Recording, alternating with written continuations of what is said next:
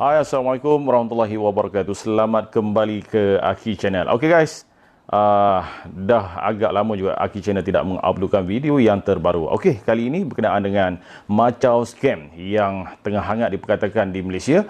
Okey guys, mungkin di kalangan kita masih lagi belum mengetahui apakah yang dimaksudkan dengan macau scam. Okey, jom kita dengar daripada pencerahan daripada seorang peguam yang cukup hebat, peguam wanita berkenaan dengan macau scam. Jom guys.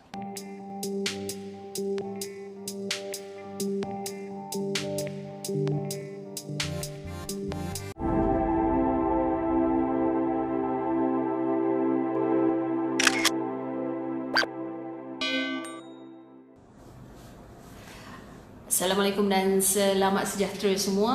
Apa khabar? Selamat tengah hari. Saya harap dah makan semuanya. Okey. Hari ini kita nak sembang-sembang berkenaan dengan scam, jenis-jenis scam. Ramai yang tanya saya lah, Macau scam ni apa? Masih ada yang tak tahu. Okey. Kita tunggu yang lain masuk. Selepas ini, apa itu Macau scam? Okey, sekarang ni kita nak lihat ada orang kata kat saya, Puan, agaknya kena pukau kot sebab macam boleh sampai bagi 800,000, 1 juta. Dia hari tu saya tengok dekat saya baca dekat berita Astro Awani, katanya ada seorang guru pencen telah membuat transfer sebanyak 1 juta lebih kalau tak silap saya. Banyak tu.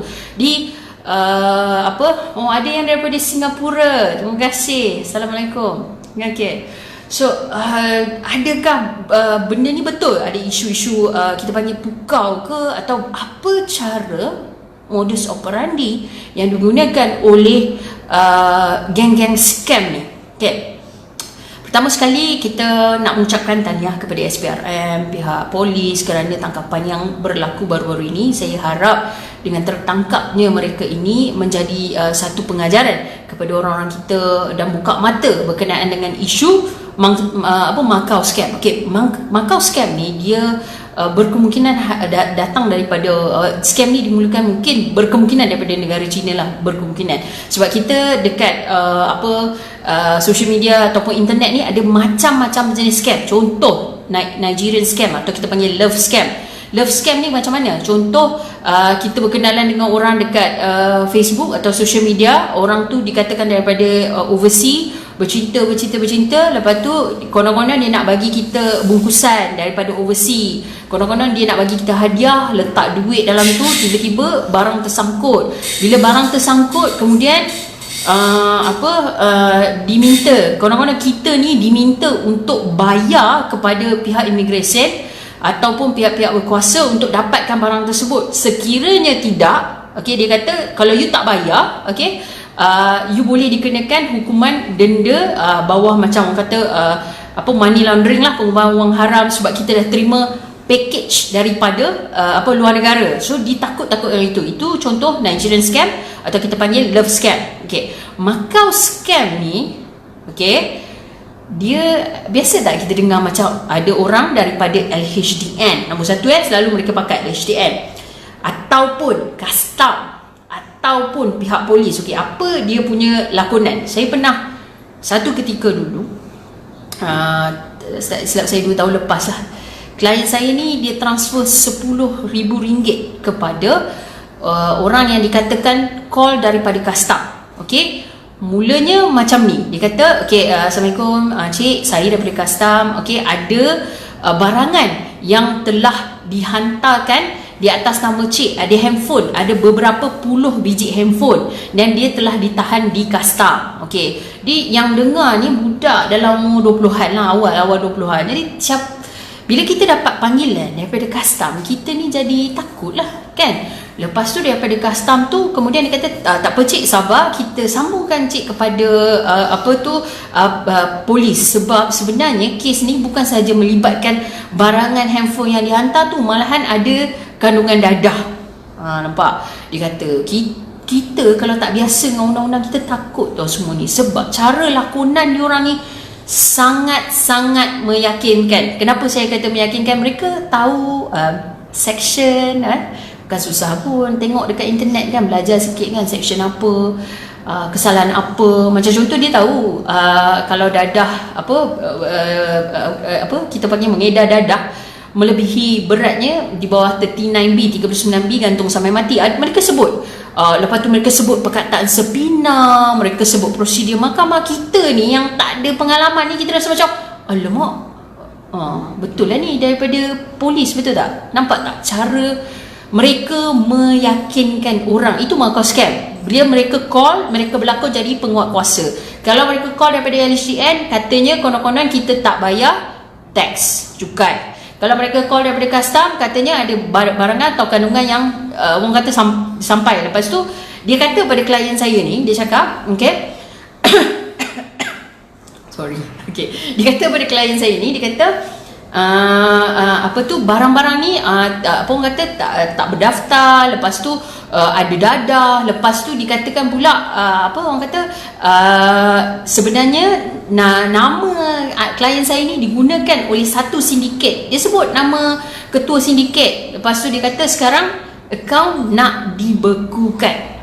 Jadi dia kata kalau nak selamatkan daripada duit ini dirampas dan berlaku tangkapan, okay, diarahkan masuk dalam akaun. Itu yang berlaku. Itu yang berlaku kepada mangsa-mangsa. Kadang-kadang mereka punya aim ni, okay, orang pencen ataupun student, okay. Jadi ada yang mangsa-mangsa yang cakap dengan saya pun, saya rasa macam bodoh lah. Sebab dia kata sebelum ni saya ni bukan jenis percaya orang tau, okay. Saya bukan percaya orang, tapi tiba-tiba saya rasa macam saya bagi pada dia. Kenapa saya bagi data saya kena pukau? Tidak juga sebenarnya. Ni saya cakap sebab mereka ni kalau kita tengok, dia memang tahu bagaimana nak touch atau sentuh psikologi kita. Bagaimana nak, dia orang kena ingat tau, dia bukan buat sekali satu hari call. Hari-hari secara rawak mereka akan call dan call dan call. Mereka ada kumpulan, okay, dan mereka ada tim yang besar dan lakonan mereka sangat memberansangkan, okay. Ada cara nak patahkan mereka ni macam mana? Okay, sekejap lagi, kalau tunggu sampai akhir sekali, saya akan kongsikan cerita saya sendiri, pengalaman saya sendiri, macam mana saya boleh ikut skema sampai ke pejabat mereka dan mereka halang saya untuk keluar. Mereka lock, mereka kuncikan pintu tu dan saya tidak dapat keluar dan mereka minta duit. Apa yang saya buat? Sekejap lagi, last kali saya akan share. Okay, jadi kita nak tengok kat sini, okay, apa elemen mereka gunakan makau scam. Makau scam ni, okay, kenapa kalau kita tengok macam tadi saya nampak ada orang kata kena daripada pos laju, okay, kena daripada polis, lepas tu kena apa daripada orang kata mahkamah. Kalau kita tengok semua ni mesti melibatkan elemen pihak berkuasa. Dia tak call, dia kata macam ni, contohnya saya ni daripada syarikat telco, saya ni daripada syarikat insurans. Tak ada. Kebanyakan mereka ni tipu, mereka akan kata pihak berkuasa. Kenapa? Sebab okay, kita ni memang dah, dia orang kata dah menjadi apa orang kata praktis lah. Kita sentiasa mengikuti undang-undang. Misalnya kalau kita contohlah, kita bawa malam-malam, masa tu dalam pukul 11-12 malam, kita berhenti dekat lampu trafik, okay? Dekat lampu trafik tu tak ada siapa-siapa pun. Polis tak ada, kereta lain tak ada, siapa pun tak lalu. Tapi kita tengok lampu merah. Kebiasaannya apa yang kita buat? Kita akan berhenti kan, kereta tu kita akan berhenti, kita tunggu walaupun kereta kosong. Okay, sebab brain kita ataupun kita sendiri ni sudah terlatih untuk mengikuti undang-undang. Kita ni sendiri dah ada elemen dalam diri kita pematuhan undang-undang. Jadi sebab tu mereka gunakan pihak berkuasa. Alamak, polis yang call. Alamak, mahkamah yang call. Jadi kat situ belum apa-apa, kita terus rasa macam takut. Sebab tu kita rasa nak ikut. Dan kemudian bila mereka call, mereka kata polis, okay, dia tengok pattern, mereka tahu bagaimana nak study kita. Sebab macam saya kata, setiap hari entah berapa puluh call yang mereka buat, call ni kena reject, call ni dapat. Lama-lama mereka dah tahu dah macam mana nak tipu kita. Okay, yang klien saya cerita tadi tu, apa dia buat? First kali dia guna elemen lembut. Assalamualaikum puan, saya daripada custom ni. Okay, so kita punya mood ni, emosi kita dah tone down, turun sikit. Okay, kita rasa dia nak bantu kita. Okay, kemudian apa yang mereka buat? Okay, mereka transfer kepada pihak polis. Okay, klien saya ni mula-mula dia macam tak betul je, macam tak real je. So dia kata, macam ni lah, saya nak tanya abang saya lah, kakak saya lah. Kita orang pun ada lawyer, dia kata. Tapi apa yang mereka buat? Mereka akan, awak tahu tak awak tengah bercakap dengan polis ni? So awak tak nak patuhi ke apa yang kami cakap? Dia naikkan suara, dia tekan. Okay? Bila mangsa ni nak cakap, nak berhubung dengan orang lain, dia akan cuba pisahkan.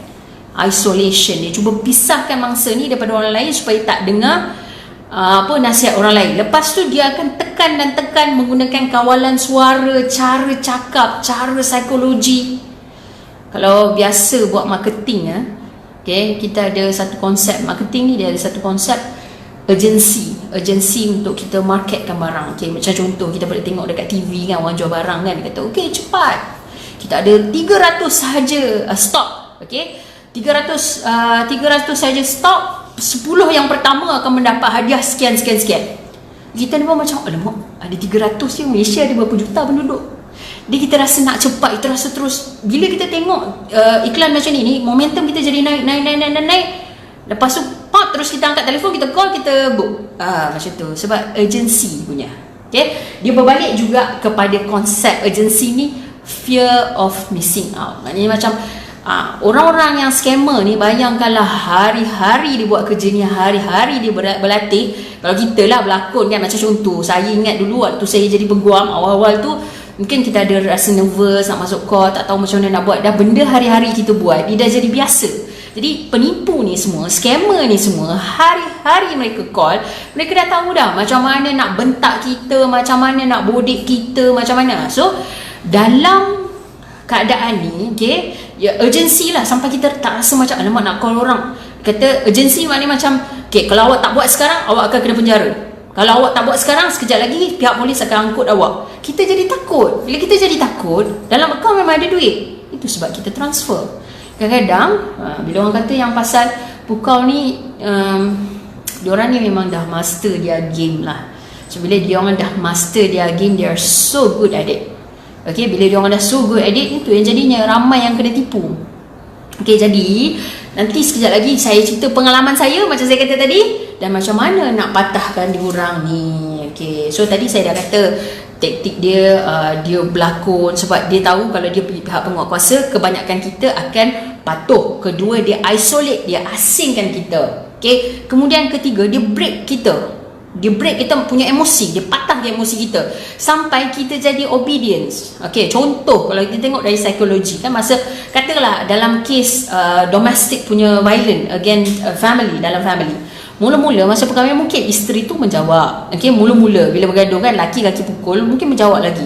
Tapi kalau dah lama kelamaan jadi kena pukul, sebab kadang-kadang ada orang kata macam, kena pukul kenapa tak minta cerai? Sebab kita tak tahu apa yang mereka hadapi. Kita tak tahu bagaimana psikologi mereka setelah bertahun-tahun. Dia jadi takut. Okay? Ada setengah-setengah kes tu macam contoh, budak-budak kan, macam contoh daripada kecil mereka dibela, didera. Dah sampai besar pun, dah umur 20-an pun, badan dah buff pun, tapi dia masih ada ketakutan kepada bapa yang mendera dia. Sebab dia punya psikologi. Jadi dalam keadaan ni, diorang ni tahu macam mana nak break kita. Bila kita dah macam, kita punya suara start cuak, kita jadi takut.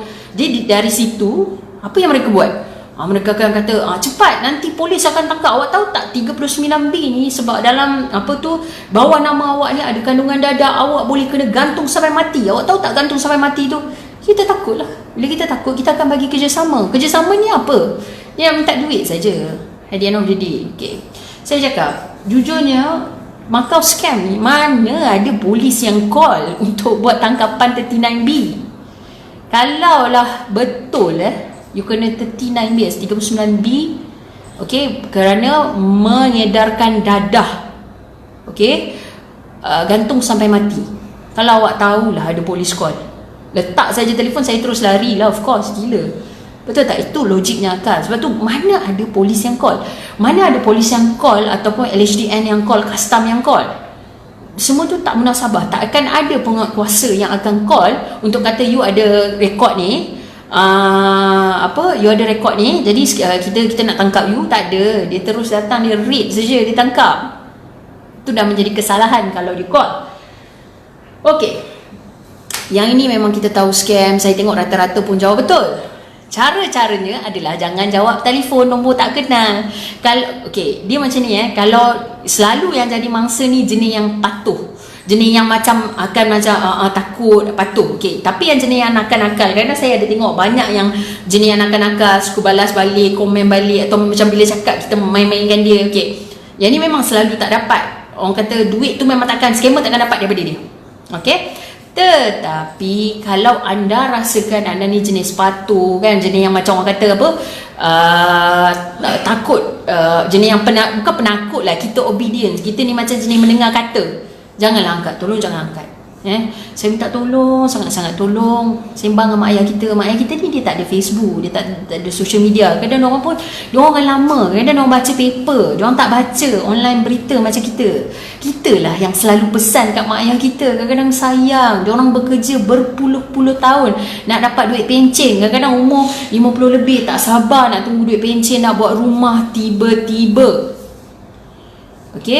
Orang ambil begitu saja. Saya minta tolong sangat anak-anak kalau boleh kan, setiap kali baca berita-berita pasal scammer ni, tolong telefon mak, abah, kata benda ni kita terbaca. Kalau ada apa-apa jadi, tolonglah hati-hati. Kalau tak, macam orang kata, kalau tak nervous sangat, takut sangat, letak je telefon. Call lah kita ni. Soalan yang baik. Ada orang tanya macam mana dapat nombor IC dengan nama. Secara jujurnya itu adalah kebocoran data. Tapi saya tidak tahu dari mana kebocoran data tu. Kita kena berhati-hati. Sekarang ni zaman teknologi ni, semua informasi kita ada. Kat mana kita ada, orang tahu. Jadi kita kena berhati-hati. So saya minta tolong sangat anak-anak ni kan. Saya selalu bagi tahu mak saya, mama ada kes ni. Mama jangan orang kalau orang call daripada bank apa ke, mama tolonglah jangan bayar. Itu semua penipu. Pesan selalu. Kesian tau mak ayah kita, penat dia kerja. Hancur luluh hati mereka. Ini yang saya kata pasal scammer yang jelas dan nyata. Kita nampak memang sasar kau tu penipu. Macam mana scammer yang nampak macam baik sangat, pandai cakap kan, muka pun handsome, cantik-cantik orangnya, tiba-tiba minta kita melabur. Yang scammer yang macam ni macam mana? Apa yang kita boleh lakukan? Kalau semalam ada baca tulisan saya berkenaan dengan bagaimana untuk mendapatkan harta ataupun duit yang telah ditipu melalui akta anti pengumpulan wang haram lah, akta 613 tak silap saya. 613 kita panggil AMLA, bahasa mudahnya AMLA. So semalam saya ada sebut pasal syarikat Noras Travel. Nampak tak? Noras Travel ni apa dia buat? Dia berdaftar dengan SSM tau. Berdaftar dengan SSM. Segala pelaburan dia ataupun segala orang kata update dia, progress dia ada juga dalam newspaper. Kalau saya baca, kita macam masuk paper bagus mesti betul. Betul tak? Betul. Ada SSM macam mesti betul. Jadi kita pula ni excited lah. Contoh kita buat pelaburan KSB, setahun kita simpan 1,000, dapat ikutlah ada 7%, 8%. Ini nak bagi 10% setiap tahun. Apa ni? Untuk 5 ke 7 tahun kan.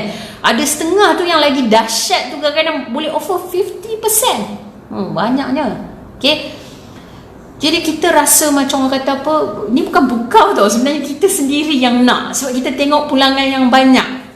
Nak pula tambah datang pula orang tu yang jenis macam saya katalah, pandai cakap, lembut gigi daripada lidah. Itu ayat dia. Jadi kita pun macam orang kata betul ni kalau letak. Saya nak ingatkan, sekiranya perjanjian itu tidak berdaftar, atau bukan perjanjian, maknanya pelaburan, contoh katalah bursa ke apa ke, yang betul-betul according to law, berdasarkan undang-undang, tolong berhati-hati 150%. Berhati-hati, anda kena ada due diligence. Saya ada beberapa kali ditawarkan, ni ada pelaburan yang ini adalah segala pasir, lintah lah, apalah, contoh ikan keli lah, apalah, pulangan sampai 15%, 20%, 30%. Saya macam ni lah, daripada saya hilang duit saya, bayar puluh-puluh ribu untuk investment tu, lebih baik saya tak payah orang kata dijanjikan keuntungan yang dijanjikan tu sebenarnya tak betul. Okay, melainkan macam saya kata, dia according to law, dia berdaftar, dia memang ikut, dia tak ada isu illegal deposit taking, maknanya mengambil deposit secara salah di bawah akta kewangan. Ada banyak kesalahan dekat situ. Dia tak ada pengubahan wang haram. Kadang dia orang ni kan, macam contoh dia ambil duit kita ni betul untuk orang kata untuk fund dia punya projek, okay, dan kita akan dapat pulangan. Tetapi kita mempunyai tanggungjawab untuk semak. Kita kena semak sendiri, due diligence kita kena buat, cari yang latar belakang semua macam tu. Okay, alright, faham So sekarang ni apa orang kata, kalau nak buat due diligence ni banyak cara. Kita buatlah sendiri. Kadang cerita bisnes juta-juta yang datang jumpa kita lah, dia kata dia lah pemilik bisnes, mintalah nama dia, nombor IC, pergilah buat carian. Ada setengah yang datang sembang dengan kita juta-juta, tiba-tiba sebenarnya bankrupt. Kat situ dah something wrong dah, betul tak? Kalau you boleh sembang juta-juta, takkanlah duit bankrupt you tak boleh bayar. Kat situ saya selalu rasa macam suspect something. Mungkin sebab saya peguam tu, so saya macam jenis yang berhati-hati kan, contoh. Tapi kita kena bijak lah sikit. Kita nak bagi duit kita. Ingat, saya tahu semua yang kumpul tu bukan mudah-mudah. Nak dapat RM30,000, RM40,000, RM50,000 yang kita percaya sangat korang ni, kenapa? Okay, so satu. Lepas tu, selain daripada kita buat orang kata carian kebankrapan, kita check lah syarikat dia. Cerita juta-juta, tapi bila buat carian syarikat SSM, syarikat dormant. Lepas tu total issued harga modal baru 500, katalah macam tu. Ada yang RM2 pun ada. Contoh, logik ke nak cerita juta-juta? Pada saya memang tak logik langsung, seriously. Okay, kita based on trust most of the time. Orang-orang kita nak bagi hutang pun soalnya kita bagi cash. Okay, kita bagi cash, lepas tu kita tak ada agreement. Lepas tu kalau ada pun WhatsApp pun handphone hilang. Gitulah kita. Lepas tu kita pening kepala pasal orang tipu kita. Sebenarnya fikir balik, kenapa orang tipu kita? Sebab kita sendiri tidak berhati-hati. Saya jujur cakap, banyak sangat kes scam yang orang tanya dekat saya, puan, saya nak ambil tindakan. Saya cakap macam ni, scammer ni nak cari dia susah. Satu, kadang-kadang most of the time dia orang dah cabut dah. Okay, macam kita tengok hari tu yang kes travel agent RM499, apa jadi? Lari, betul tak? Okay, lepas tu damailah cabut. Yang kes yang jual tiket flight murah, cabut, semua cabut. Okay, lepas tu kita pun hire lawyer, kita nak minta duit ni, polis cari pun dia cabut. Kalau kita hire lawyer nak bayar pergi mahkamah untuk tuntut duit kita, honestly rasa dapat tak? Orang tanya saya, menang tak kes? Kes memanglah menang. Orang ambil duit you, tak bagi kontrak, tak bagi, orang kata tak memenuhi obligasi kontrak, you bayar duit, you tak dapat barang. Tapi isu dia, kita ada dokumen ni, boleh ke kita exercise? Sebab polis pergi cari pun tak dapat tangkap. Pun kalau macam kes yang travel agency yang 499 tu dapat, dia rasa dia pulangkan ke duit tu? Honestly saya tanya, tak mana-mana disimpan dah duit tu, betul tak? Okay, so tolonglah, saya minta tolong sangat. Terus berhati-hati, janganlah kita ni macam mudah sangat kadang-kadang. Saya pun dalam messenger ni mudah sangat orang bagi duit. Kalau klien saya datang, mudah sangat bagi duit. Kena berhati-hati. Macam saya ni alhamdulillah tak kena tipu. Okay, sebab saya ni jenis berhati-hati. Tapi wallahualam, dalam berhati-hati kita tu, kita selalu kena berjaga-jaga. Okay, tadi kan saya janji kan nak cerita. Saya kata nak cerita-cerita saya. Okay, lepas saya cerita-cerita saya, last kali saya akan share macam mana cara untuk kita berhati-hatilah. Kita tengok macam mana. Kalau dia rasa dia terror psycho kita cuba. Okay, kisah macam ni. Ni cerita ni masa tahun 2000, kalau tak silap saya 2011, 2012, masa tu muda lagi Okay, muda lagi. Biasalah bila muda lagi ni percaya kepada orang ni, okay, tinggi kan, muda-muda, nak cakap tak pandai tak boleh. Okay, so jadi apa jadi, saya keluar daripada Tesco dekat jalan yang mana jalan yang Selayang, Tesco kan tu kan, Tesco. Okay, so tiba-tiba ada orang ni tengah jual tahu gores dan menang tu. Okay, tiba-tiba dia datang kat saya. Dia cakap macam ni, Kak, okay, kita budak Cina, dua orang lelaki dengan perempuan. Okay, dia kata, Kak, ini kita ada sediakan gores dan menang lah Kak. Akak cuba tengok ni tak apa Akak, kalau tak nak buat tak apa Kak. Dia kata, saya tolong gores kasih Akak. Lepas tu dia pun gores. Lepas tu dia kata, wah Kak, dia cakap, Nampak dia punya berlakon ni Dia kata, wah kak, you memang hebat lah. Dia cakap, you punya orang banyak baik lah. Dia kata, hari ni I rasa you sudah sembayang banyak kali.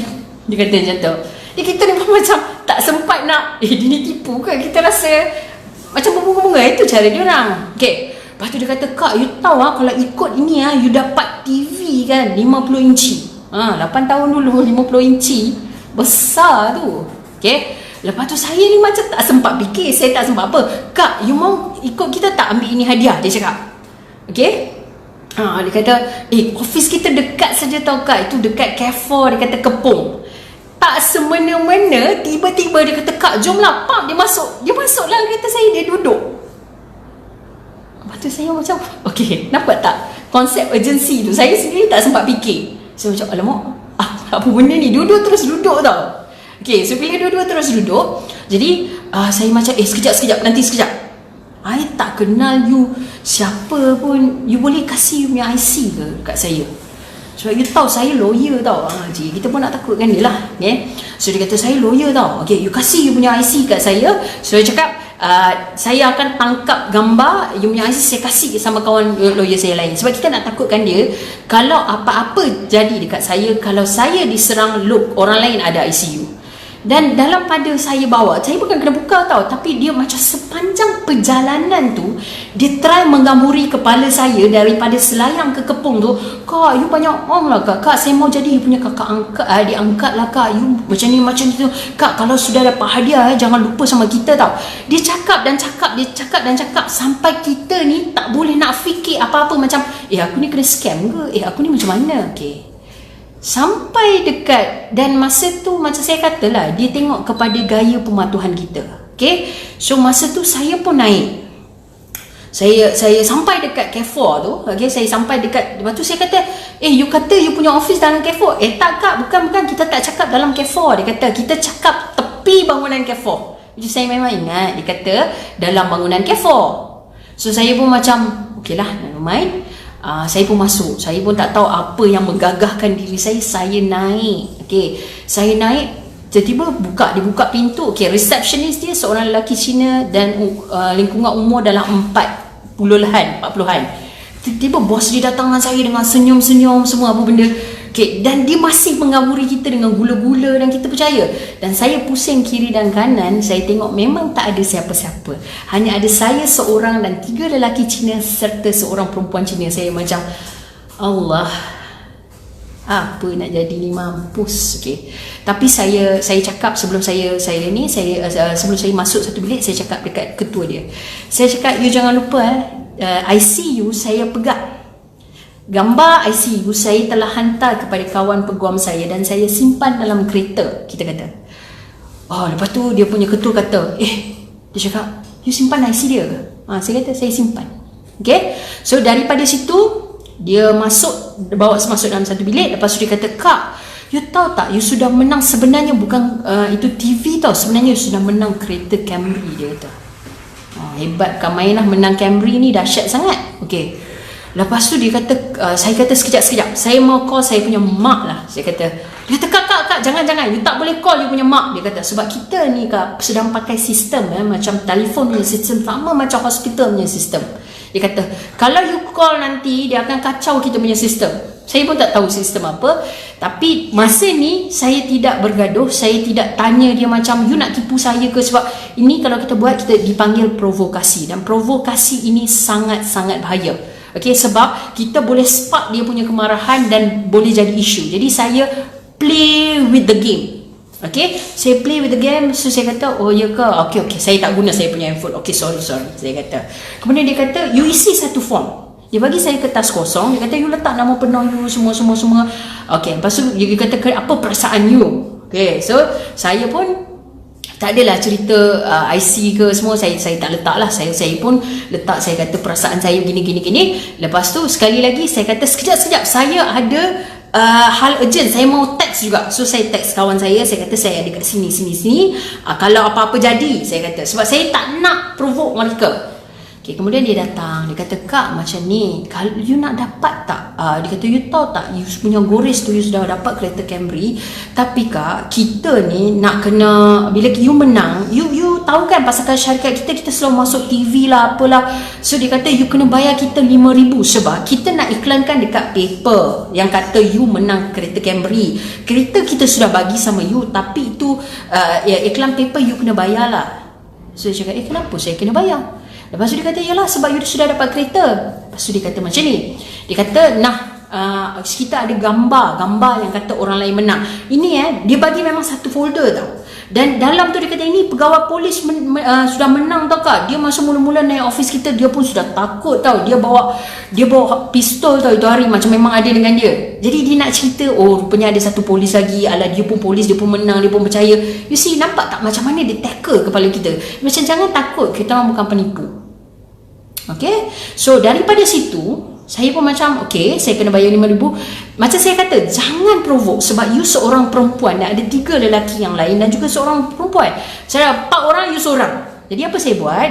Saya kata, "Oh ya ke, saya kena bayar 5,000. Okay, boleh," saya kata. "Tapi saya punya account, saya share sama saya punya mak. Dia tipu kita tipu dia balik.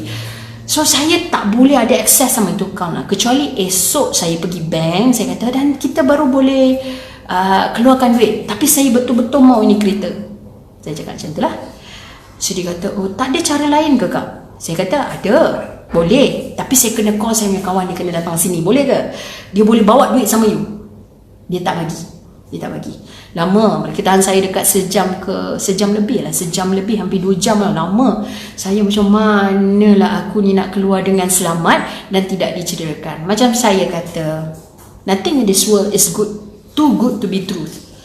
Too good to be true. Okay, sebab tak adalah benda-benda tiba-tiba you dapat free, tiba-tiba you dapat punangan yang banyak, tiba-tiba semualah you dapat. Tak mungkin. Dekat situ, dia kata, saya tanya dia, "You nak 5,000 tu kan?" Dia kata nak buat iklan. Okay, saya kata, "Transfer tak boleh ke? Saya minta orang transfer ke apa ke?"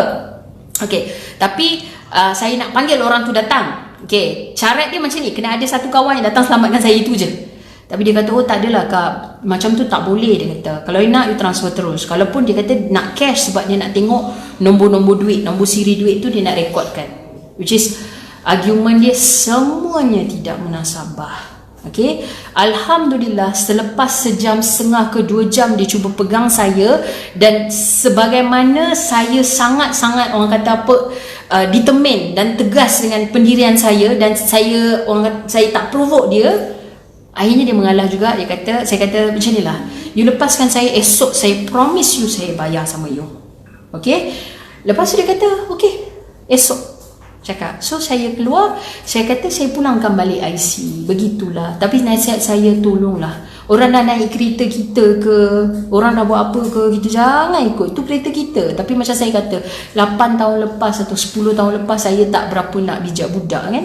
Sebab tu saya kata, mangsa yang diorang tipu ni semua budak-budak. Saya, geng yang sama ni, saya pernah jumpa selepas saya kena, mereka ada dekat Maidin Kepung. Okay, mereka tengah tuju pada pasangan 2 orang tua. Saya kenal budak tu, saya pergi kat dia, saya nak kejar dia, saya nak cakap jangan kacau orang tua tu. Dia nampak saya, dia lari. Okay, so begitulah, kita cuba selamatkan orang lain. Kesian, ada semua orang kan bergolok gadai. Daripada 5,000 tu sebenarnya dia tak stop 5,000. Mana-mana dia minta 5,000, kemudian dia akan minta nak ada 5,000 ke, sampailah habis duit kita lah dia bagi. Okay, jadi saya minta, okay, nampak tak, sebenarnya tu saya kata, bila orang kata pukau, dia sebenarnya bukan pukau sebenarnya, mungkin pada saya lah, dia lebih kepada isu macam mana dia psycho mind kita. Macam saya kata, sepanjang dalam kereta ni cakap. Sebab dalam bilik tu pun dia tidak menakutkan saya. Dia lompat, kak, dia lompat, dia macam, "Kak, happynya saya you sangat beruntung," sampai kita tak sempat fikir. Kemudian dia gula-gulakan kita, "Nah, ni hadiahnya." Okay, nah, ni hadiahnya boleh dapat. Terus kita apa orang kata, terus kita on, habis dah kena tipu. Jadi cara-cara dia, saya dah cakap tadi, saya nak share cara-cara. Okay, pesan kepada mak ayah, kata, "Mak ayah, kalau ada orang call jangan jawab." Kalau kita sendiri jenis yang tak tahan dugaan orang nak psycho kepala kita ni macam itulah. Tadi ada kata, pembaris, seluruh pembaris, tolong jawab, tolong jangan jawab telefon kalau tak kenal. Tak kisahlah dia kata dia polis ke, dia apa ke, dia daripada syarikat. Sebab itu ada orang call saya daripada syarikat insurans yang minta data saya. Dia kata saya daripada syarikat insurans ni nak minta data you sebab kita nak kemaskini kita punya polisi. Saya cakap kenapa ejen saya sendiri tak call? Saya ada ejen saya. Oh dia kata hal-hal macam ni ejen tak tahu. Saya kata tak boleh. Saya tak boleh bagi tahu you. You supposed to you sepatutnya ada informasi saya. Bukan saya yang bagi pada you. Pak dia letak. Okay? Itu satu. Alright? Keduanya, dua tu kena berpesan-pesan. Tolonglah pesan kat mak ayah ke apa ke. Okay? Kawan-kawan ke. Okay? Ketiga adalah tolong potong urgency. Macam bila kita tengok TV, kenapa kita rasa teruja, macam contoh orang kata cepat bayar, orang kata kan. Okey, cepat bayar, kalau tidak you kena tangkap penjara. Sabar dulu. Okey, kita letak telefon. You takkan kena tangkap kalau letak telefon. Okey. Jadi dia kata dia polis, you letak telefon, you telefon kawan, tanyalah 3, 4, 5, 6, 7 orang. Okay, telefon tanya betul ke ni? Ya ke ada orang nak tipu macam ni? Dan dia akan cut. Maknanya dia potong psikologi kita yang kita rasa tergesa-gesa, kita rasa nak cepat, nak bayar, nak escape. Semua. Okay. Lepas tu akhir sekali, fikirlah logik. Masa saya kata lah mana ada polis nak call, nak cakap kau, aku nak pergi tangkap kau sekarang. Mana ada. Polis terus datang buat raid. LHDN pun sama, custom pun sama. Diorang tak ada kokom, mahkamah pun sama. Okay, yang keduanya, tolonglah, okay, bila ada orang offer ni bayar 100,000, yang dapat pulangan 50% dalam masa 12 bulan, fikirlah logik, kiralah berapa. Dah kalau daripada 100,000 kita dapat 50%, yang dia tu untung apa je? Dia punya 100,000 kita, dia bayar kita 100,000 kita, apa dia untung 100% ke? Macam tak pernah sabarlah. Lepas tu tolonglah buat carian syarikat, tolong buat due diligence. Okay. So saya ni sebenarnya dah terlepas waktu. Saya bajet 30 minit sahaja. Saya minta maaf sangat-sangat saya tak dapat jawab soalan dekat bawah sebab saya ada meeting klien saya dah tunggu. Okay, saya hope sangat-sangat lah. Saya cakap betul-betul ni nak dapat duit balik susah. Okay, bila susah tu most of the time bila orang tanya saya anggap saya jebel. Sebab saya kata macam ni, kesian awak tu dah hilang duit. Kalau awak bayar lawyer, saya lah, katalah saya bayar orang kan, nak pergi kutip lagi, legal fees lagi, tiba-tiba awak dapat perintah daripada mahkamah yang awak menang tetapi dia tak bayar. Saya kata kesian, bertambah-tambah lagi masalah, double trouble. Dan saya juga faham ada orang yang jenis mencuba. Bukan semua kes scam yang kita sebab, ada juga scammer yang saya hantar, dia maknanya newbie lah, orang-orang baru nak scam ni, dia orang bayar. Ada setengah yang kita hantar kan, Pak, kita minta tuan ni kita dapat, tetapi bukan semua, bergantung kepada fakta kes juga. Kalau dia memang jenis yang dah, kalau macam contoh kena tipu dengan orang nama Ahmad, let's say pergi Google letak Ahmad penipu, Ahmad ni dekat 100 orang cari dia, kebarang kalian dia dah cabut, tinggi.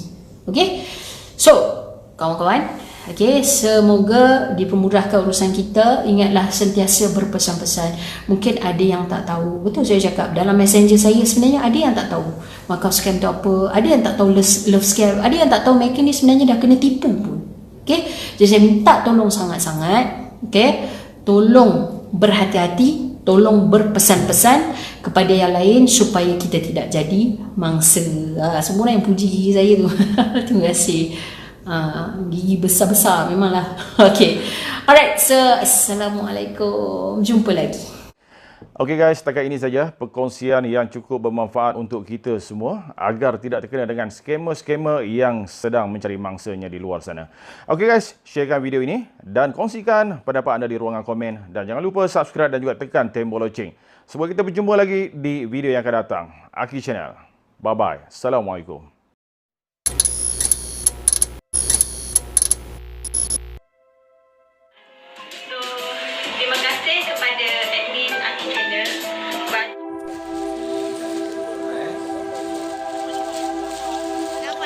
Nampak.